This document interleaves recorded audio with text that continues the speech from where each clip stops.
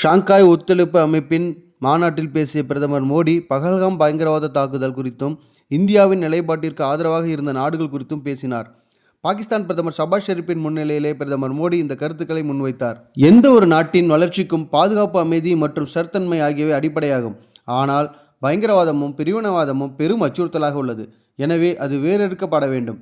பயங்கரவாதம் என்பது ஒரு நாட்டின் பாதுகாப்பிற்கு மட்டுமல்ல, அனைத்து மனிதகுலத்துக்கும் எதிரான சவாலாகும். எந்த நாடும், எந்த சமூகமும், எந்த குடிமகனும் அதிலிருந்து தன்னை பாதுகாப்பாக கருதி கொள்ள முடியாது. சில நாடுகள் பயங்கரவாதத்திற்கு வெளிப்படையாக ஆதரவளிப்பதை நாம் ஏற்றுக்கொள்ள முடியுமா? பயங்கரவாதத்திற்கு எதிரான போராட்டத்தில் இரட்டை வேடம் போடுவதை ஏற்க முடியாது. பயங்கரவாதத்தின் கோரமுகத்தை பஹல்காமில் அண்மையில் இந்தியா பார்த்தது. இது இந்தியாவின் ஆன்மா மீதான தாக்குதல் மட்டுமல்ல, மனித நேயத்தை நம்பும் ஒவ்வொரு நாட்டிற்கும் எதிரான வெளிப்படையான சவால். பஹல்காம் தாக்குதலின் போது இந்தியாவிற்கு ஆதரவாக இருந்த அனைத்து நாடுகளுக்கும் நன்றி என்று பாகிஸ்தான் பிரதமர் முன்னிலையில் பிரதமர் மோடி அவர்கள் கூறியிருப்பது குறிப்பிடத்தக்கது.